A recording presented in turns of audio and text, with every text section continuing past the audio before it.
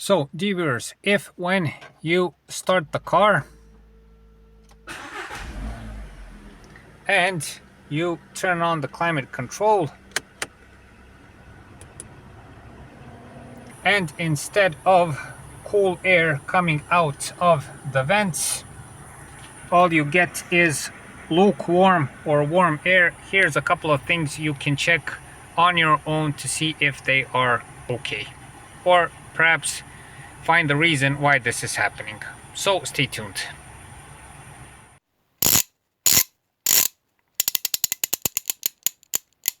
The spare repair. Now, dear viewers, before we start, I would just like to say that if you're new to cars, always know that when you turn on the air conditioning, and this especially goes for higher mileage cars where the climate control system is a bit older, so to say, the compressor may not be in good condition, know that sometimes it will take a couple of minutes for the air condition to completely kick in. So from the moment you start the air condition to the moment cold air starts to flow, it may take a couple of minutes. Now, the first thing you can check is, and I always recommend this even if the AC system is working properly, is to first check the air cabin filter, which is, in case of the Skoda, located right down there. And this is the case in most cars. It's either located behind the central console, or in lots of cases it's in the glove box, or like in the Clio it may be in the engine bay near the ventilator, okay, near the A pillar right there. But in case of the Skoda, it is located behind the center console right over here. Hope you can see this. So there's a plastic lid. We've made a separate video on this topic. You open this lid and you can check the cabin filter. Now, this filter will not be the main reason why hot air is coming out of the vents, but it is always good to check it, mainly because of the airflow, because of smells, because of everything else. And if it's clogged, if it's dirty, it will significantly reduce the capacity of the AC system. Now, dear viewers, for the most common reason why hot air comes out of the vents when you turn on the AC is a lack of refrigerant in the system. Here, in case of the Skoda, it's the older type, it's the R134A. And if there's not enough of refrigerant in the system, then the system will not work properly. Why does this happen? Well, two main things, at least, that I've seen. The first one is there's a leak somewhere on these pipes, hoses, various connections, and so on. Or there, in some cases, and this is from personal experience, I don't know if this is correct, sometimes the gas within the system simply evaporates in some way. And I've seen cars that have no leaks, everything is perfect, but in a matter of 3 or 4 years, you have to simply check and refill the system. So I would recommend, if you encounter this problem, the first thing you should do is check if the quantity of refrigerant in the system is okay, and check that there aren't any leaks. There are two ways that you can fix this problem. The first one is to buy one of those kits that can be connected to the car's AC system. You can check the pressure and you can buy the gas and refill it on your own. The hoses from that kit are connected here, and if I am not mistaken, here. The other option is to drive it to a specialized service, or you don't have to go to specialized service. Lots of mechanics shops have a machine which is connected to these 2 points that I've shown you. And with that machine, they make a complete check of what is going on the car, okay?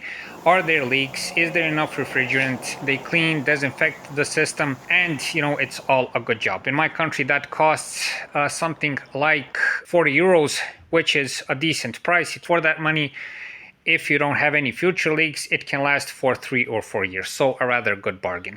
My advice on this part, if you're not an enthusiast, is to let specialists do this on your car. It is much quicker, faster, and it is well worth the money.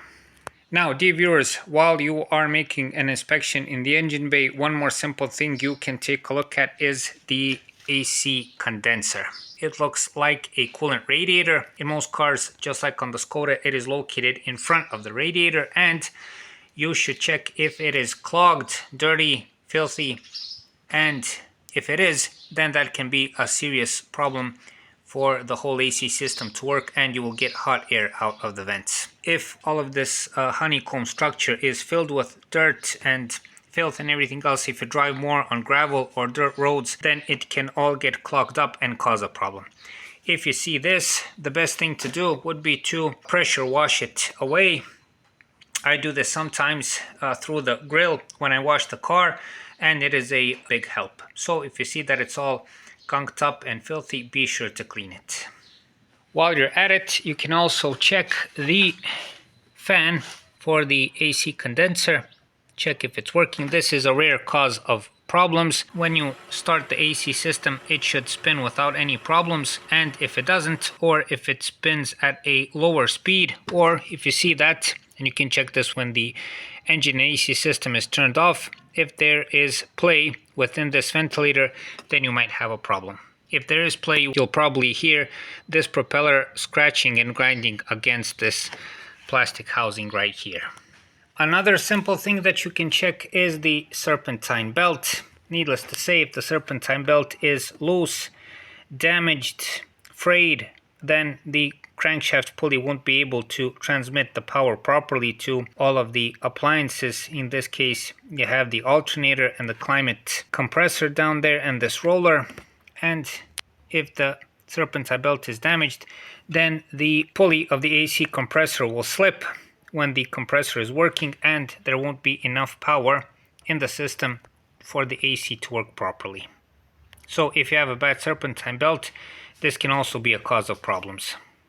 Next, viewers, check if the AC compressor works. Start the engine. And after that, turn on the compressor. Turn on the ventilator and turn on the compressor. If everything is okay, you should hear the engine bog down a bit. It is only like, I don't know, 100 RPMs, nothing more. But you'll hear a certain load appearing on the engine. Again, the RPMs will go a bit down. If you hear this, and if you see,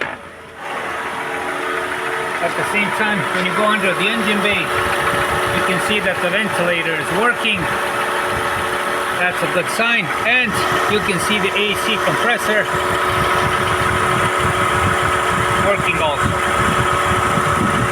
So you'll see the pulley turned by the serpentine belt. And this is proof in most cases that the AC compressor works. Now, viewers, regarding the compressor, what I have told you. If you drive a car with a bigger engine, more powerful engine, then this probably won't be that easy to spot when you turn on the AC compressor, because bigger engines have less problems with the load coming from the AC compressor. But on the majority of cases, at least from what I've seen, when you start the AC compressor, you'll hear that minor and sudden drop of revs, and you know that the AC compressor is working. One more thing, if you hear any kind of strange sounds from the vicinity of the serpentine belt, like grinding, like screeching or something like that, you may have a problem with the bearings on the AC compressor. Okay, this is also easy to recognize. If you hear that, then you also have to change or service the compressor.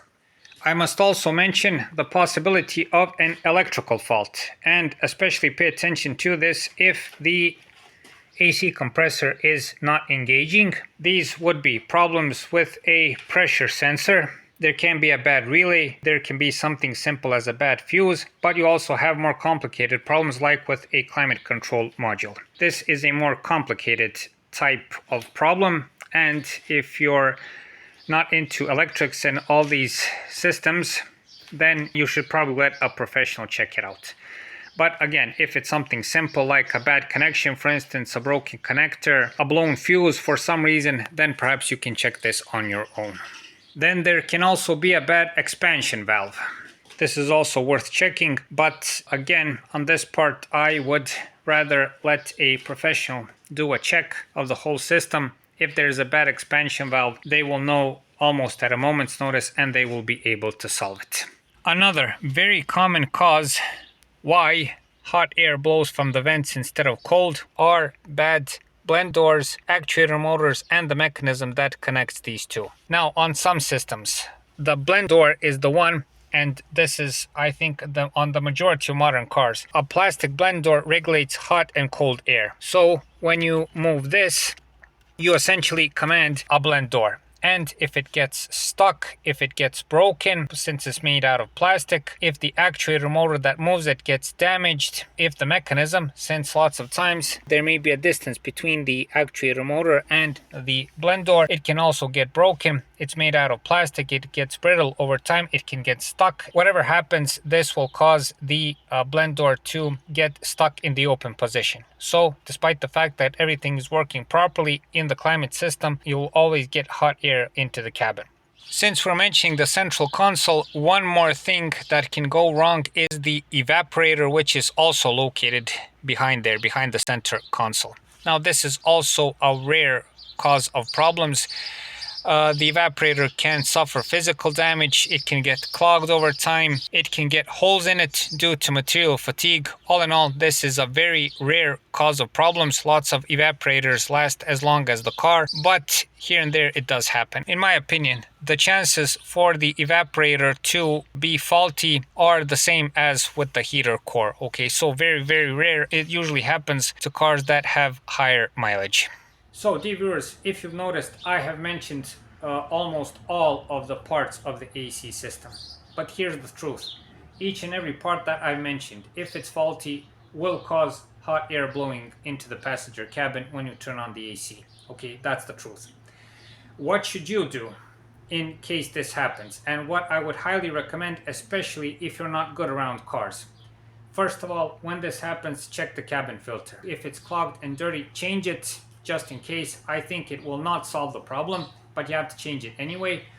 Once you do this, start the AC and listen if the compressor starts working, if it engages. The next thing you should do, and this is in the cause of problems in 90% of cases, is a low refrigerant level. I would recommend to go to an AC shop, to a mechanic shop, to a specialized shop for car AC systems, and let them connect the machine that I mentioned previously in the video. With that machine, they will see if you have any leaks or if the level is low. If the level is low, they will add some. At the same time, they will clean the whole system, disinfect it as I mentioned, and after that you can call it a day. If the AC system is okay, you'll have good cooling for years to come. If there is a leak somewhere in the system, then they have, most shops have the possibility to tell you where the leak is, and from there you can decide either to leave the car at that shop to make a repair, or you can drive the car home and try a DIY repair. One more thing, viewers, that I must mention: if you have a problem with the evaporator, with the heater core, with the actuator motors, with blend doors, and with those mechanisms inside the passenger cabin, think twice before doing it, okay? On some cars, you can access certain parts of that system when you take off the center console, the plastic trimming around the center console, and you can read certain things. Perhaps some actuator motor, perhaps the mechanism, perhaps a blender or something like that.